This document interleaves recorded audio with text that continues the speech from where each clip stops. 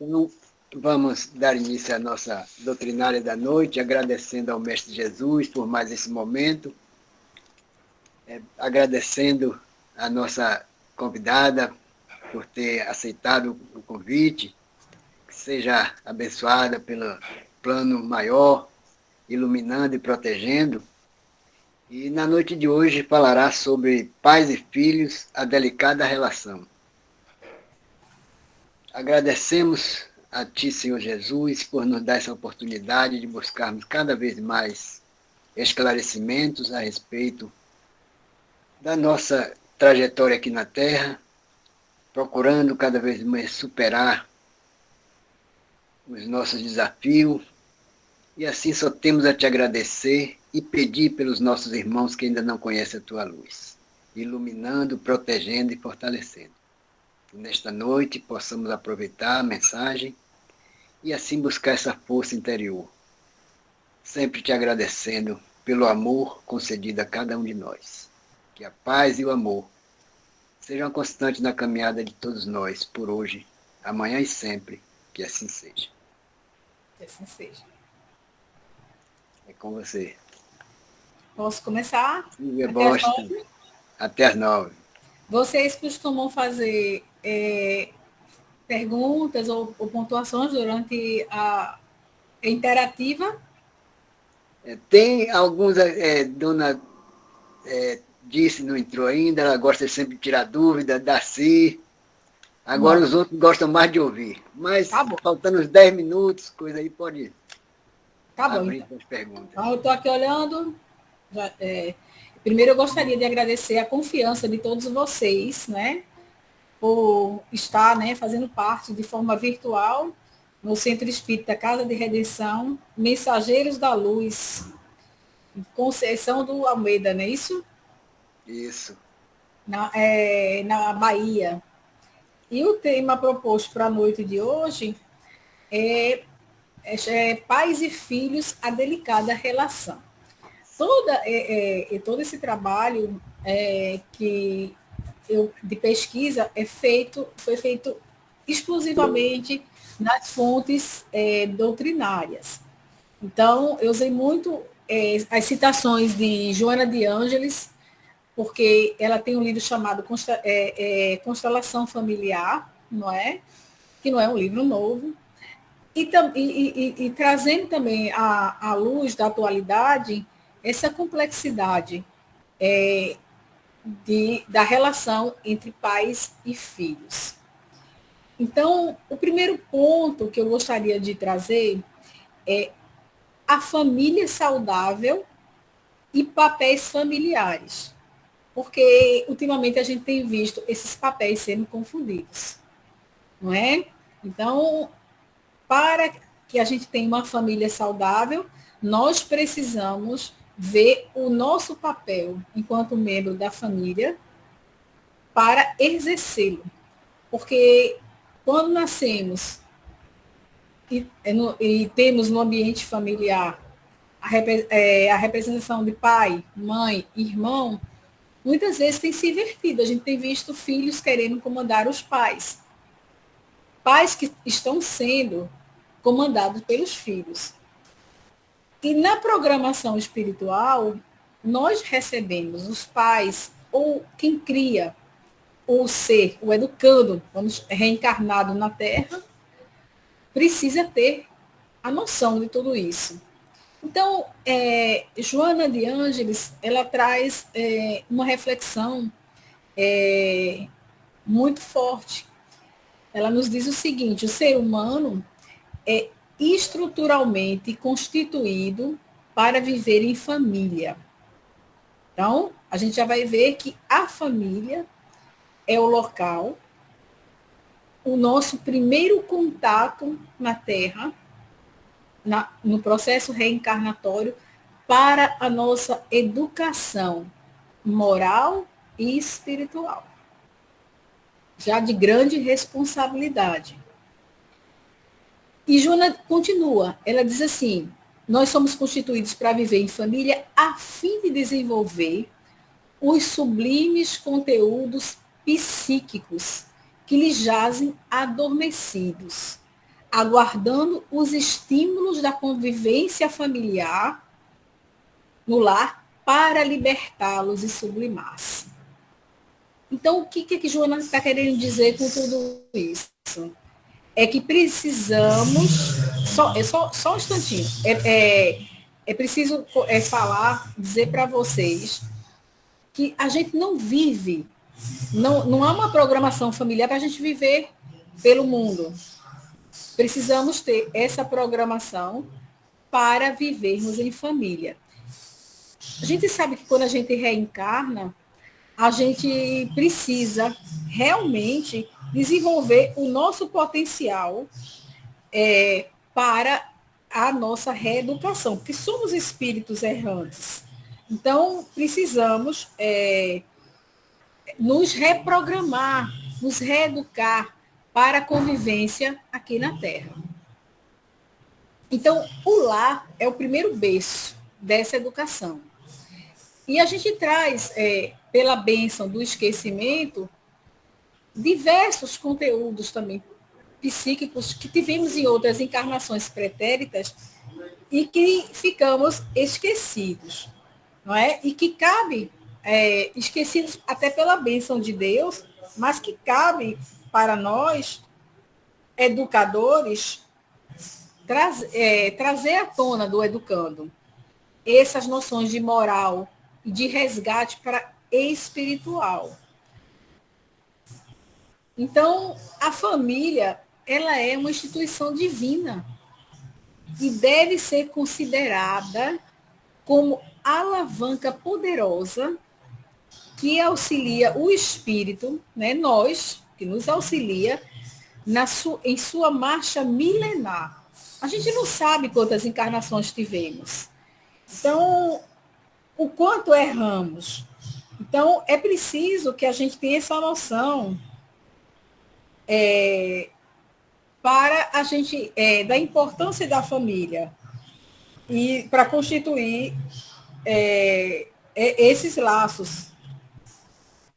Então, essa alavanca, essa confiança, a gente vai ver também na Revista dos Espíritos, numa comunicação do senhor Nelo, sobre a importância da convivência familiar, da responsabilidade dos pais na educação dos filhos. Então, a gente precisa ter essa consciência. Cada grupo familiar deve oferecer mútuo amparo no processo reeducativo. Ou seja, não há um senhor da razão. Nós fomos unidos e reunidos no seio familiar com um propósito maior, com um propósito divino. E claro que muitas vezes nós vamos encontrar mais desafetos do que afetos. Se a gente for observar, a gente tem dificuldades. Por quê? Porque são com esses que temos maior dificuldade de convivência que estaremos resgatando as nossas faltas do passado. Então, nós somos colocados nesse grupo para um reajuste espiritual. O que é importante que a gente entenda disso?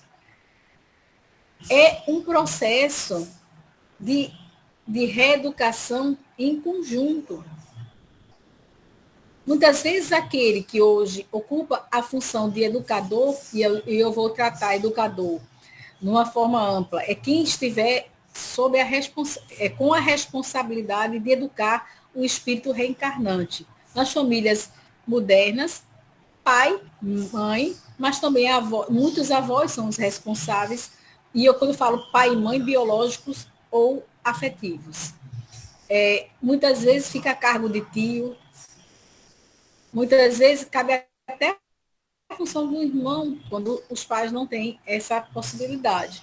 Então, são diversas fontes. Mas quem estiver no papel de conduzir a família, o ser humano, o filho que ali adentrou, e exercer a função de educador, precisa ter a noção que a família é a base da sociedade. Porque a gente vai ser, nós seremos, a gente tem o primeiro educandário que é o lar, mas que nos está preparando para o mundo, para que a gente viva em sociedade. E assim a gente sabe que existe a lei de sociedade, como está no Livro dos Espíritos, que precisamos saber nos comportar em sociedade. E é no lar que a gente tem a primeira oportunidade de desenvolver a afetividade. Eu não estou falando nem do amor pleno, mas da afetividade. É no lar a primeira oportunidade. Porque a gente vai ter que respeitar. A gente vai ter que ceder espaço. A gente vai ter que partir e repartir o pão material também, mas, sobretudo, o pão espiritual. A gente vai ter que exercer o respeito pelos direitos individuais de cada um. É a hora do pai entrar em ação. É a hora da mãe entrar em ação. É a hora do filho ouvir. Mas também há momentos que é a hora da gente ouvir os nossos filhos. Da gente ouvir os outros membros da família, do lar. Então, a gente vai começando vendo o respeito no grupo pequeno para que a gente aprenda a respeitar na sociedade, num grupo muito maior. Por isso, só somos inseridos na sociedade quando temos um pouco de noção, não é? Do que é os primeiros carinhos e acolhimento no lar. Claro que hoje, na sociedade moderna, onde os pais precisam trabalhar, os bebês já vão mais cedo para as creches, para os berçários. Mas a gente tem essa função, não deve ser repassada para as escolas, creches ou berçários. É uma função que a gente precisa exercer no tempo que a gente estiver em contato com aquela criança. Eu estou pedindo aqui uma ajuda ao fone, porque está tendo uma palestra pública aqui, e aí pode dar eco aqui no som, para você estar me ouvindo melhor. Só um instantinho.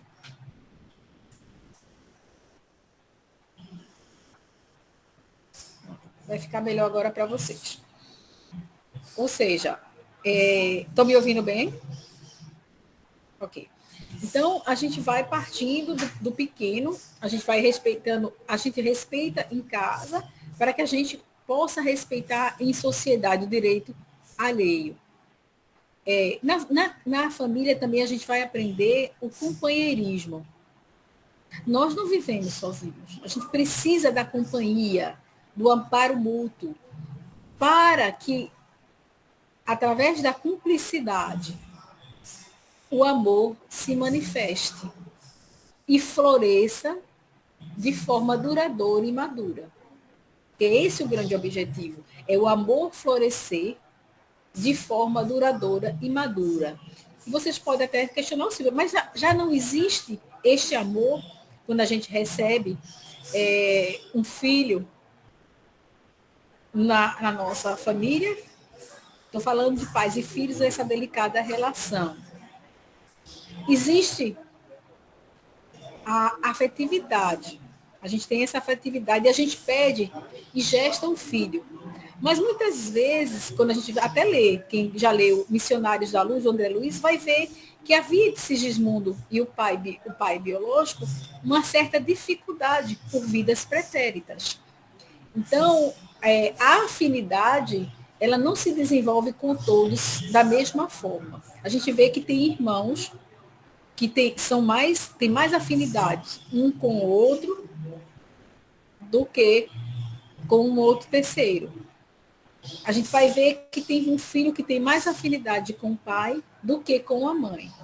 Mas a gente exercendo com responsabilidade, de forma madura, o que começa com afetividade e que vai aos poucos se transformando em amizade, e o amor vai florescendo de uma forma madura.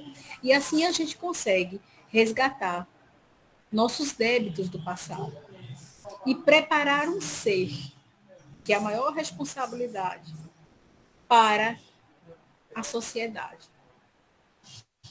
Então, como é que a gente pode? A gente pode considerar a família como constante e permanente oficina onde poderemos direcionar corretamente as emoções e os sentimentos. Então, é uma oficina onde a gente pode direcionar corretamente as emoções e os sentimentos, observando e identificando e respeitando um papel específico de cada membro, tornando cada um responsável no processo da cocriação. E aí, Silvia, o que você quer dizer com tudo isso?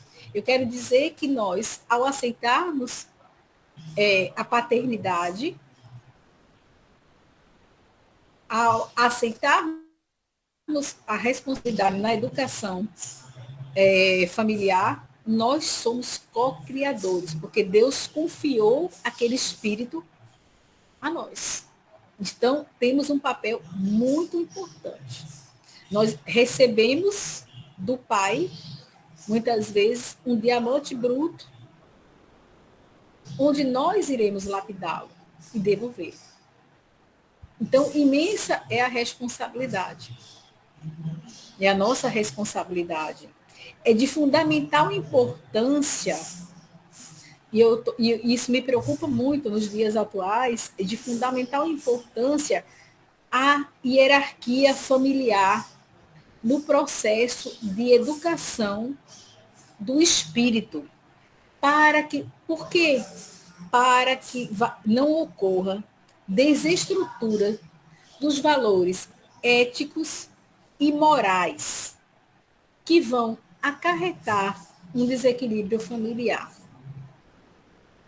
No começo eu havia falado para vocês, nós temos muitas vezes, e sobretudo, eu vou citar um exemplo que nós tivemos que reaprender através da pandemia, nós terceirizamos essa educação para as escolas. Uma educação que é nossa, nós estávamos terceirizando. A gente coloca o menino na escola muito cedo e deixando para que professores, diretores, pedagogos, fizessem um papel que é nosso, educar aquele espírito. Então, e o que aconteceu? Grandes problemas nas escolas. Houve os meninos, primeiro porque houve uma proibição legal de se colocar de castigo, de o professor não poder chamar a atenção.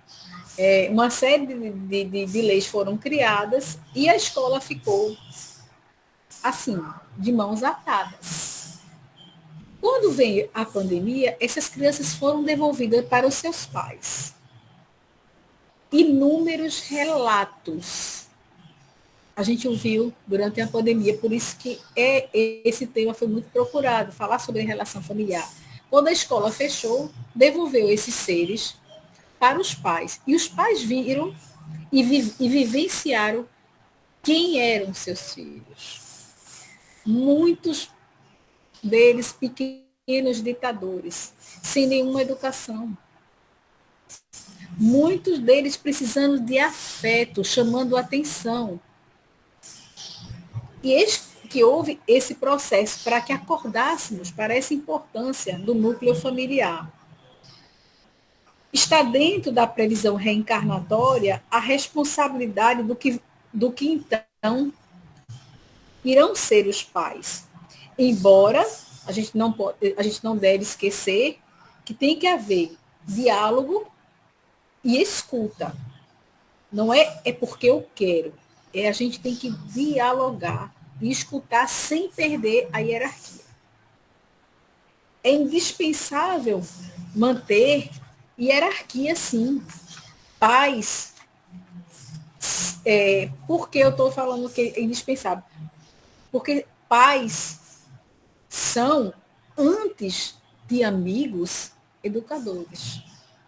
Tem muito pai querendo ser amigo do seu filho e esquecendo seu papel, educar. Pai não é amigo de filho, pai é educador. Pai ama o seu filho, mas ele não é o seu amigo. Muitas vezes a gente acha que falando de igual para igual com o nosso filho, trazendo ele para perto, numa relação que dá à criança ou ao jovem com que ele se equipare a nós e perca essa hierarquia, um grande prejuízo nessa educação moral e espiritual. Então, antes de tudo, nós pais somos educadores. Porque cada indivíduo traz no seu campo particular e experimental suas lutas íntimas e também externas. Nós temos as nossas dificuldades interiores e também exteriores. E no lar, as nossas mazelas ou dificuldades íntimas dificilmente são ocultadas. Vou dar um exemplo para vocês. A gente às vezes encontra numa casa espírita, nós estamos no meio espírita, a gente encontra na casa espírita, mas fulano é um santo. Que pessoa maravilhosa, tão educada, gentil, prestadora, prestativa. Ela é generosa. Aí o esposo ou a esposa, um filho diz assim, vai viver com ele. Vai viver com ele. Convive para ver como é que é. Fulano é tão bonzinho, mas vai conviver com ele. Porque no lar, a gente não consegue 24 horas ter esse polimento que a gente tem na sociedade. O bom dia, boa tarde, com licença. Então, no seio familiar, essas mazelas, elas estão muito mais presentes. Os nossos defeitos, eles estão dia a dia abertos. A gente não está com esse polimento de sociedade. Então, mas a gente precisa, né, a gente deve lapidá-las de modo que elas não sejam resvaladas no campo do ódio, da indiferença, do ciúme e da revolta. Como assim? Ou seja, a gente vai ter alguns entes que a gente vai ter maior dificuldade. Ao invés de a gente, esse processo de lapidação, para nós que temos o conhecimento do Evangelho, deve ocorrer com muito amor, mas também de pulso firme. A gente não pode alimentar o ódio e a indiferença, o ciúme ou a revolta dentro da família, porque isso ocorre. Ocorre muitas vezes que o irmão tem mais ciúme, tem ciúme numa relação entre pai e filho, acha que a mãe gosta mais de um do que o outro, acha que o pai protege aquele. Então, a gente não pode alimentar isso. Ah, não, você é o queridinho, realmente. Você é o mais... Não, a gente precisa, a gente tem que minimizar esses sentimentos para que não exista no campo familiar o estímulo do ódio, da indiferença. Então, está tudo bem. Tudo bem não está tudo bem. A gente tem que conversar o que não está tudo bem. Não é aceitar por aceitar. A gente tem que aprender pelo processo do amor. E não é uma tarefa fácil, é explicando. Então, porque quem não consegue amar aqueles com quem convive, mais dificilmente poderá amar aqueles outros que não conhece. Então, a primeira missão da família é educar e amadurecer o amor. Porque todos nós somos filhos do mesmo Pai. E temos o amor, a centelha divina dentro de nós. Então, o que nos cabe é lapidar. A gente, ao invés de nós criar laços, temos que desfazer esses nós do passado, criando laços para toda a eternidade. Então, isso é muito importante. É que a gente tenha essa noção. Muitas vezes, há dificuldades, e a gente não pode esquecer que temos da nossa família os filhos afetivos ou aqueles que são vindos pelos processos de adoção. Muitas vezes as pessoas questionam, né? Ah, mas esse filho vai te dar mais trabalho? Não vai? Depende. Não é a genética que determina, é o amor que prevalece. Então, o gesto do amor, da adoção, é um desses atos que nos permitem construir o reino dos céus internamente. Porque o bem que nos faz bem é o bem que fazemos aos outros. Isso é uma fala de Divaldo Pereira Franco, que está no livro Vivências do Amor em Família. Ora, aquele ser que chega a nós, muitas vezes é impossível gerar um filho. A mulher ou o companheiro não tem condições de gerar biologicamente o filho, e os casais agora, que são reconhecidos homoafetivos. Então, a família vem, o filho vem no processo de adoção. Ou seja, lembremos a adoção no Antigo Testamento. Vocês lembram de alguém que foi adotado no Antigo Testamento? Moisés. Já existia esse exemplo. Moisés, ele foi adotado pela filha do faraó, que depois Moisés tornou-se o grande líder do povo hebreu no processo da sua libertação. Então, aquele espírito não chega ao nosso lar por acaso. Quem conhece a doutrina espírita sabe, o acaso não existe. Quando a gente não pode pelos laços biológicos, ele vem pelos os vínculos de afetividade. E eu gostaria de trazer uma citação aqui, que vai estar em João, no capítulo 19, nos versículos 26 e 27, que diz assim: Então, ao ver Jesus, a sua mãe, e de pé ao seu lado, o discípulo João, que ele amava, disse Jesus à sua mãe: Mulher, eis o teu filho. A seguir, diz ao discípulo: Eis aí a tua mãe. Desde aquela hora, o discípulo recebeu em sua própria casa. Que casa foi essa que João recebeu Maria? Primeiro, na sua casa espiritual, no seu coração. Depois ele cuidou de Maria até os seus últimos momentos. Então, dois grandes exemplos a gente encontra, tanto no Antigo, Moisés, quanto no Novo Testamento, no processo da adoção. No primeiro caso, Moisés, a gente tem um caso típico, em que um coração acolhe, recebe e educa, pelos laços do coração, o filho concebido e gerado em outro ventre, amando sem distinção, porque filho, na concepção evangélica do amor, pode ser biológico ou não, e não deve haver nenhuma proteção diferenciada, nenhuma distinção material ou espiritual entre um e outro.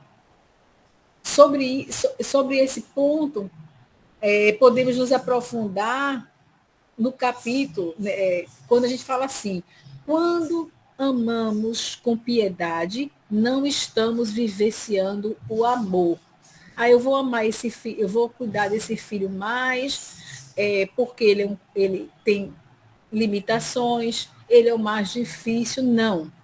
Mas alimentando um sentimento conflitivo que elaboramos para anular a culpa.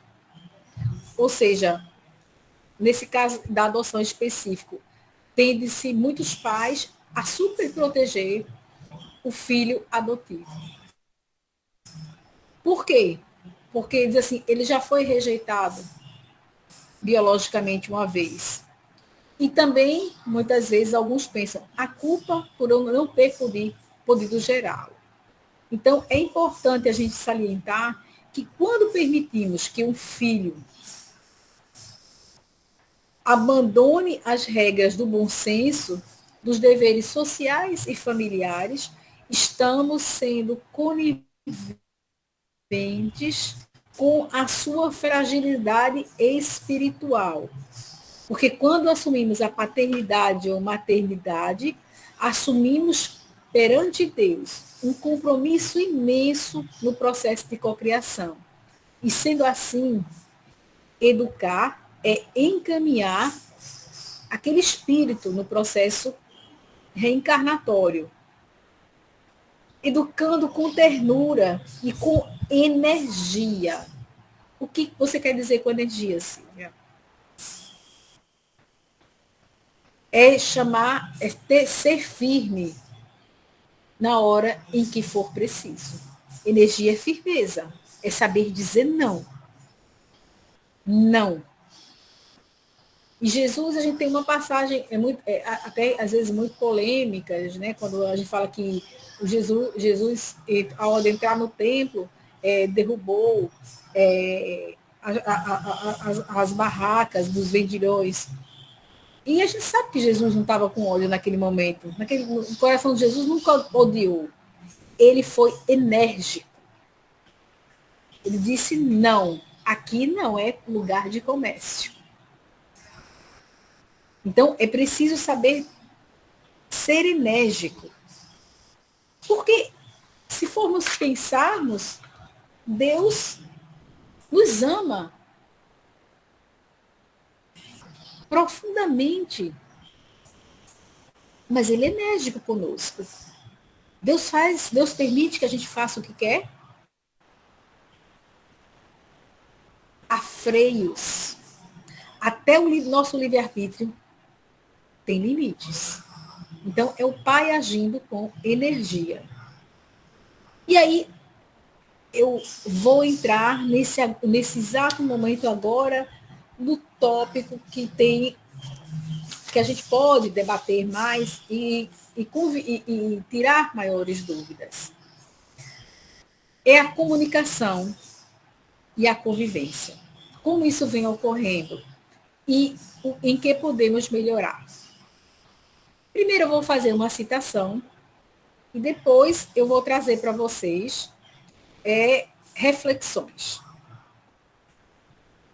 Só um instantinho que o microfone aqui cai. A convivência entre pais e filhos é recurso psicoterapêutico valoroso, trabalhando o inconsciente de ambos, de maneira a serem superadas as reminiscências negativas que possam ressumar, propagando a reconciliação e o bem-estar através do amor incessante e delineador da felicidade do grupo. É uma citação de Joana de Ângeles, no livro Constelação Familiar. Então, a gente vai esmiuçar isso aqui que eu trouxe para vocês. Ora, nós somos individualidade. Somos espíritos, cada um tem a sua individualidade. Cada um de nós teve as suas experiências reencarnatórias. Não existe dois espíritos iguais. Então, cada um de nós teve a sua experiência, teve a sua trajetória espiritual, teve as suas dificuldades. Cometemos os nossos crimes, nos desviamos da caminhada.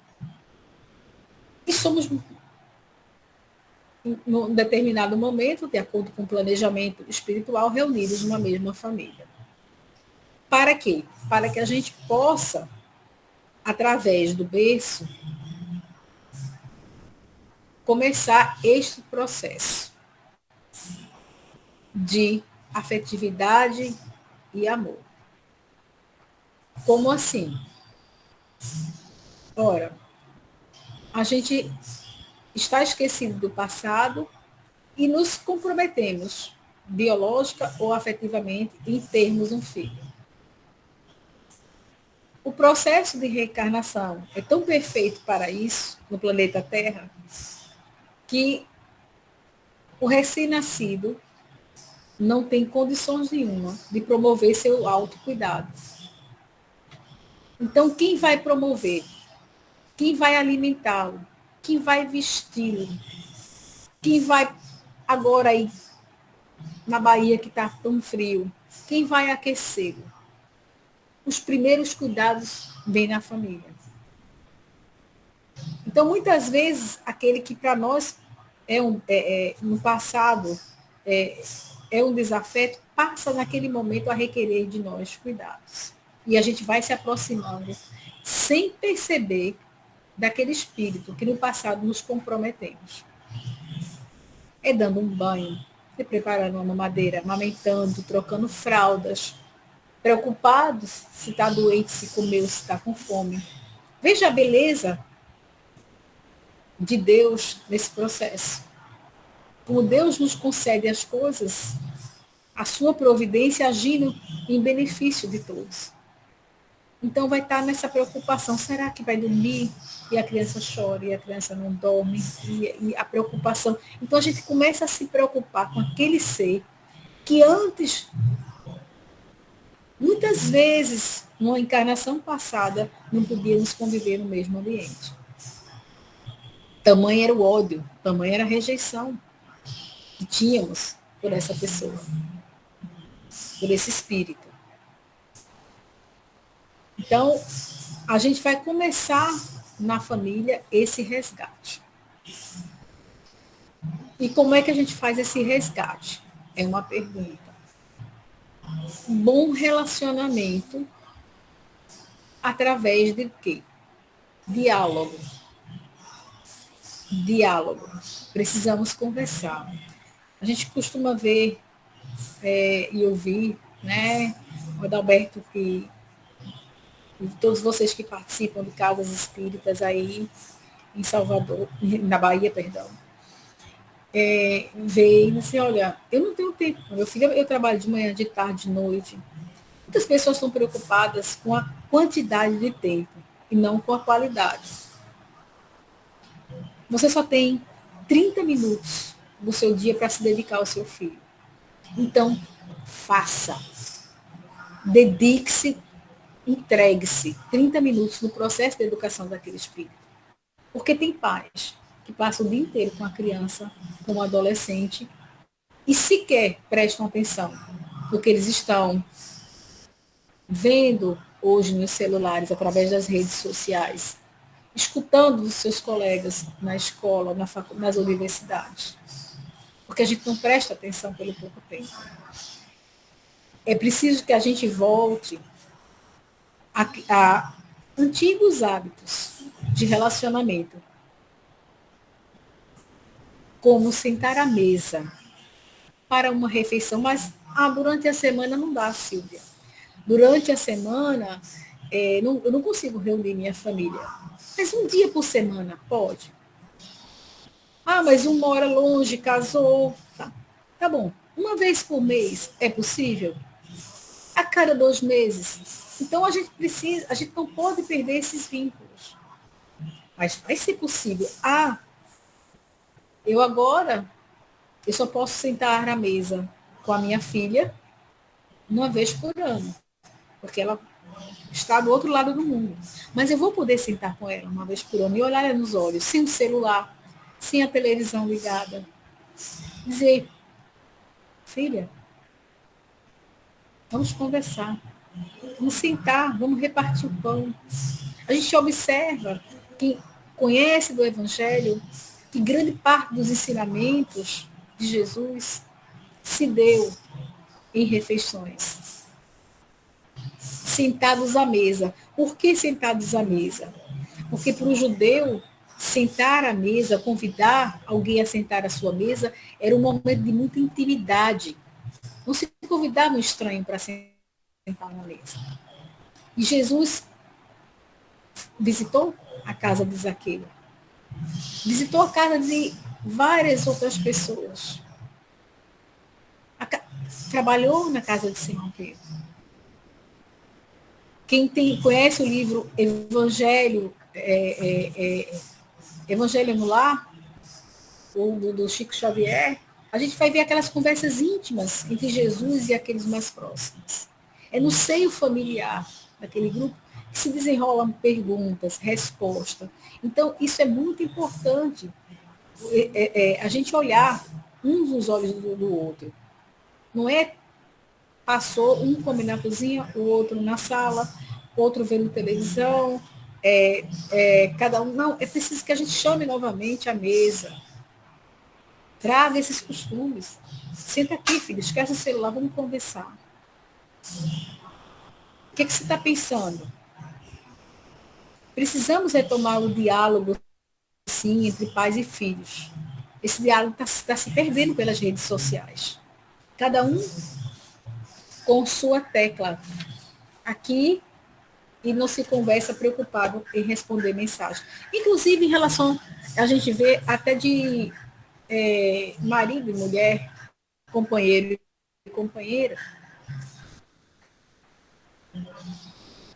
Cada um no seu celular, a mesma cama, uma televisão ligada e a conversa do casal, onde é que fica?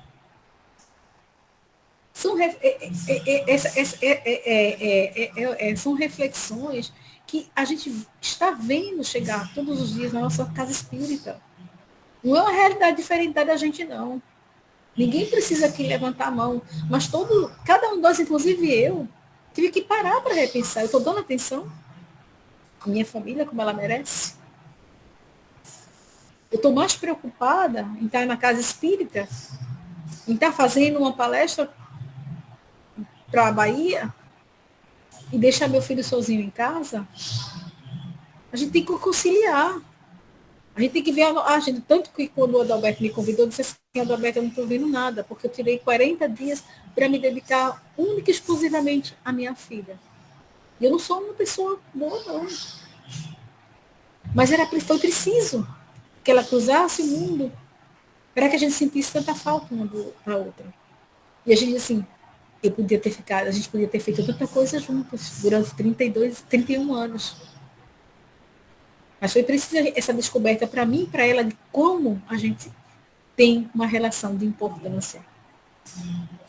Então, outro ponto que eu gostaria de falar para vocês, que é de extrema importância, a gente sempre falar a verdade. Jesus diz, sim, sim, não, não. Não tem meio termo. Ou é sim ou é não. A gente precisa falar sempre a verdade.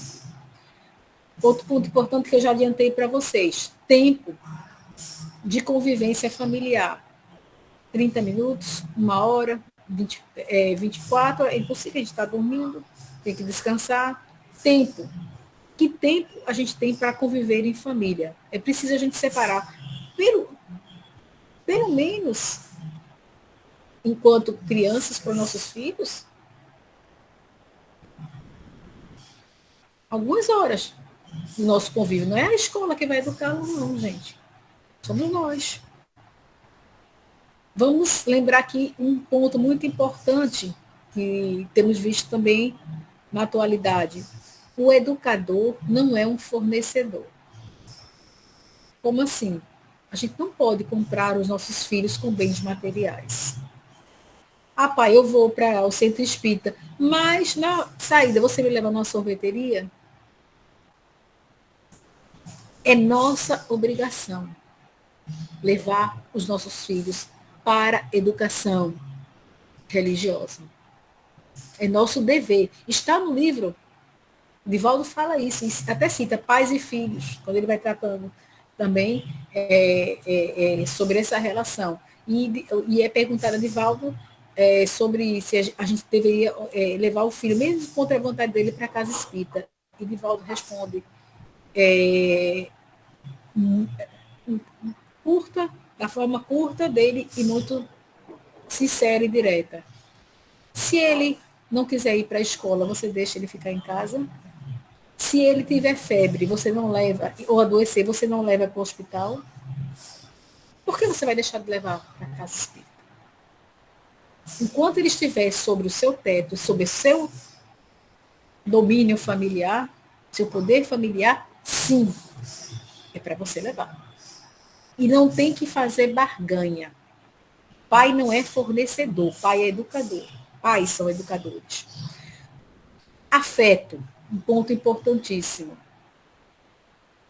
Quando eu falo de afeto, eu não falo que a gente diz assim, filho, eu te amo. te amo, tchau, beijo, mamãe te ama. Não. É a demonstração desse afeto. É às vezes não dizer nada, colocar no colo. É esperar que abrande as circunstâncias que aquele filho ainda não consegue, não está abrande o momento, depois a gente chama para uma conversa. Então, é a gente demonstrar essa afetividade. Não é dizer que ama, é mostrar e sentir que ama. Colocar limites. Por isso que é delicada a relação entre pais e filhos. Dar limites. Porque eu acho que muito de nós, eu tenho certeza que é o Alberto, aqui é Maria Joanete, Lia, Daci, Maristela, Rita, Adice, já ouviram dos seus pais. Eu não sou o pai dos outros. Mas o pai de fulano, eu não sou o pai dos outros. Meu compromisso é com você. Mas o filho, mamãe, eu pedi para sair, mas a mãe de fulano deixou. Minha mãe dizia assim, eu não sou mãe de fulano, eu sou sua mãe. Então a gente tem que dar limites. Intimidade, a gente tem que criar um ambiente de intimidade familiar, mas com respeito. Ou seja, a gente vai ter aqueles momentos lúdicos. Vamos brincar, vamos jogar, vamos ter conversas mais descontraídas, mas cada um respeitando o outro. A gente tem que observar o respeito. Amor e convivência. Porque o amor, ele só floresce com a convivência. Precisa a gente conviver com aquela pessoa para aprender a amá-la, inclusive com os seus defeitos e imperfeições, porque nós somos imperfeitos. Então, a gente vai numa linha de autoencontro. Eu preciso me encontrar, eu, Silvia, preciso me encontrar. E quando eu vou em busca desse reencontro, eu vejo a minha responsabilidade na família. E encontro com o outro, com o meu companheiro, com o meu filho. A reciprocidade para o nosso entendimento. Então, a gente vai ter um ponto a considerar. A alteridade é se colocar no lugar do outro sem perder a autoridade. O filho vem com uma queixa. Porque isso, porque você faz aquilo, mãe, e não sei o quê. Eu vou me colocar no seu lugar, mas sem perder a autoridade. Eu vou te escutar, mas eu não posso perder a minha autoridade. É disciplina. Disciplina e hierarquia familiar. Não são palavras minhas, são palavras de grandes... eu estou citando aqui Joana de Anjos, estou citando o Divaldo, estou citando o Evangelho de João, e agora vou citar Leon Denis. A educação do espírito é o senso da vida.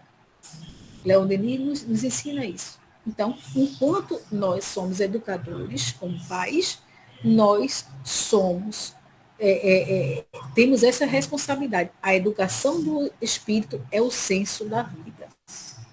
E a Joana ainda complementa, de ser filho, e agora a gente volta, tira do pai, ser filho, e quem ainda tiver seus pais, lembre disso, ser filho é uma oportunidade de aprendizagem para se tornar genitor. Ou seja, nós tivemos essa oportunidade de nos tornarmos genitores com os nossos pais. Porque o verdadeiro educador é também um restaurador de valores.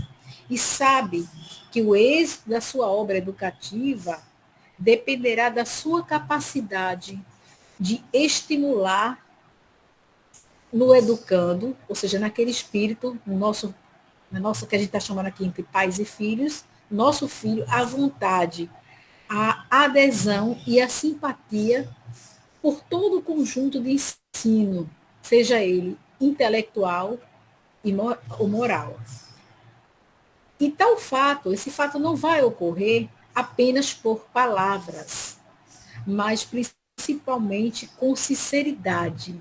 Precisamos ser sinceros e com sabedorias traduzidas em exemplos vivos, como fez Jesus. Como fez Jesus? E se pergunta, Silvia, onde começa a educação? No ventre. A educação começa no ventre. Então, vocês querem abrir, eu vou fazer a minha conclusão, e se vocês quiserem, alguém quer falar antes? Temos ainda 8 minutos, alguém quer falar, fazer alguma consideração? Eu posso prosseguir e deixo 5 minutinhos para alguma pergunta. E aí, Dalberto, como eu faço? Pode fazer a conclusão, depois, pessoal. Troca. Então, eu vou fazer a conclusão. Então, a minha conclusão vem.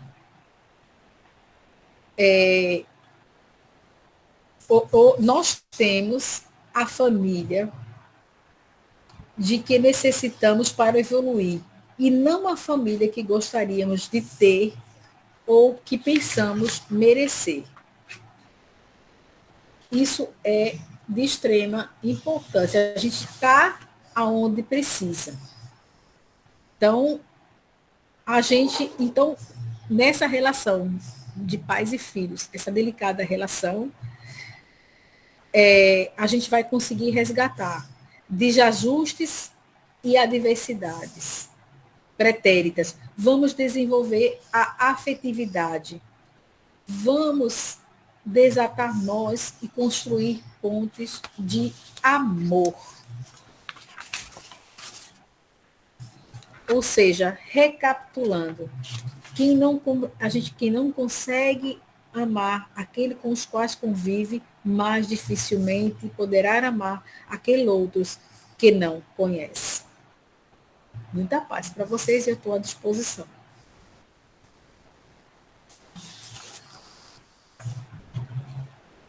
Muito obrigado. E um chamamento para a realidade da nossa caminhada aqui na Terra, né?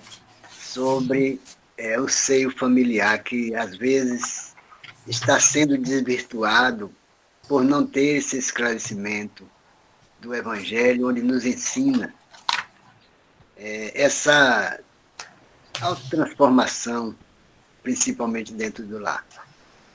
Então, precisamos estar sempre ouvindo essas mensagens para que possamos aperfeiçoar o nosso espírito, seja filhos, pais e principalmente perante a sociedade que estamos vendo aí, que o próprio Jesus disse que veio salvar o que estava perdido, e a gente está observando que realmente estamos novamente trilhando por caminhos que não deveríamos mais percorrer. Mas o Evangelho está aí para aqueles que desejarem buscar esse ponto de luz. Então, muita paz, Deus te proteja. Eu vejo que essa ansiedade tem vindo muito dessa falta de hierarquia familiar, não é? Nós saímos de casa, eu acredito que todos nós que estamos aqui, para ter, quando a gente tinha condições de nos bancarmos. Então, eu vejo muito jovem, essa barganha muito grande e essa ansiedade que está sendo causada por esse excesso de informações, porque a gente não tinha essas informações todas pelas redes sociais. Tá? Então, a rede social hoje é um grande perigo, porque a gente muitas vezes não sabe com quem o seu filho está se comunicando. Eu vou te responder de uma forma bem simples. Isso daí. Primeiro, é a falta realmente desse controle e dessas conversas, né, do que está acontecendo. minha mãe trabalhava 3 expedientes, mas quando ela chegava em casa, ela costumava de vez em quando fazer uma revista na nossa bolsa, para ver se a gente se encontrava alguma coisa que ela não tinha comprado. Hoje, os meninos, ficou muito patente essa vida que você não pode colocar seu filho de castigo, você não pode isso, você não pode aquilo, não se pode. Ora, minha gente, você não vai espancar um filho teu, mas você precisa colocar ele no lugar dele. Então, pais estão se acovardando perante os filhos. É quando entra aquela relação. Pai é educador, não é fornecedor. Então, o filho quer e o pai dá. Eu quero saber se ele sai sem condições econômicas. Se ele tem coragem de sair, como o Francisco saiu de casa, nu, sem alguém para bancar. Então, essa ansiedade em querer sair de casa pode ter 2 motivos. Primeiro, esses conflitos, né, de querer essa liberdade de poder fazer tudo. E aí me lembrou a história do filho pródigo. O que aconteceu com o filho pródigo? Não estava preparado espiritualmente para receber a sua herança e conhecer o mundo. O que aconteceu com ele? Voltou para a casa do pai. Aquela criatura não estava. Jesus não quis. O que Jesus quis mostrar? Emancipou-se antes da hora. Não estava pronto. Não tinha bagagem espiritual. Mesmo com dinheiro, não soube como viver fora de casa. E retorna à casa do pai, pedindo ajuda. Então, para sair de casa, a gente tem que colocar para os nossos jovens. Você tem condições para isso? Você tem maturidade espiritual para isso? As crianças estão. A gente precisa acordar para isso. As crianças estão tendo acesso a conteúdos que não deveriam. Isso de um olhar espiritual é até negativo também, né? O que é que você acha? Sim, veja, a gente sabe que estamos numa transição planetária e vamos receber espíritos difíceis para essa reeducação. Por isso que vão exigir de pais fortes, pais enérgicos. Ora, qual o conteúdo? Aí eu volto a dizer, com quem teu filho está andando? Você conhece? Porque na minha época, a gente para trazer um amiguinho para casa, os nossos pais tinham que conhecer os pais da criança ou do adolescente. A gente não dormia na casa do namorado, da namorada. Não era comum. Eu não posso dizer que a gente não tenha que dar avanços, mas a gente precisa fazer com que o jovem entenda que tudo tem um tempo. E existe a lei de causa e efeito. Ou seja, se você é imprudente, você vai arcar com as consequências da sua imprudência. Porque o que a gente vê? Jovens imprudentes, mas por trás os pais fornecedores estão, né? Os pais que forneceram e que não cortaram logo, né, de imediato, estão sendo corresponsáveis. Um exemplo disso. O filho faz o que quer, tem liberdade sexual, tem dinheiro, namora com... E aí aparece um filho. Ele não trabalha, não concluiu os estudos, como você vive. Quem é que vai sustentar essa criança? Os avós. E aí é onde faltou o freio. Mas a gente vê que enquanto estiver sob a nossa responsabilidade, sim, existem vários recursos cibernéticos para que a gente acompanhe o que os nossos filhos estão fazendo. Justamente. Eu tenho um sobrinho com 20 anos, está na faculdade, mas vive na casa dos pais, em que o pai dele sabe onde ele está pelo celular.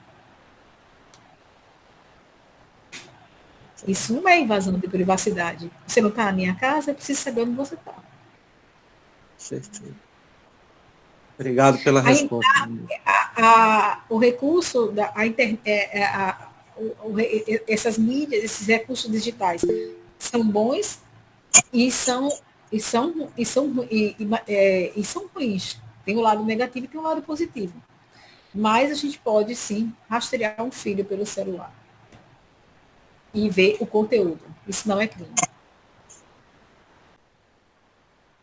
Não sei se vocês compreenderam, mas eu fiquei muito feliz em poder, pelo convite e em poder, na verdade, compartilhar com vocês um pouquinho dessa minha pesquisa. Isso é muito bom. Então, mais alguém deseja falar? Tem mais alguns segundos? Caso não tenha, eu peço para a própria Silvia fazer a prece final da doutrinária da noite. Então, meus irmãos, nesse momento, aquietemos os nossos corações e vamos agradecer a bendita oportunidade de estarmos reunidos através da tecnologia, seu lado bom, numa reunião de paz, amor e harmonia, levando adiante as orientações do Evangelho que foi trazido para nós, vivificado pelo Cristo, nosso governador, nosso guia e nosso modelo. Que possamos sempre buscar as respostas no Evangelho das nossas inquietações. Que Jesus nos abençoe, nos fortaleça. Maria de Nazaré, como exemplo de mãe. Que os nossos corações compreendam os papéis ao qual fomos convidados pelo Senhor para desenvolver. Que possamos ser fiéis trabalhadores da vinha e que possamos lapidar esses diamantes, muitas vezes ainda embrutecidos, para devolvê-los ao Pai melhor do que chegaram em nossas mãos. É com muito amor e alegria e paz que eu peço ao Senhor Jesus que continue sendo nosso divino timoneiro e que a paz nos envolva hoje, amanhã e sempre. Que assim seja.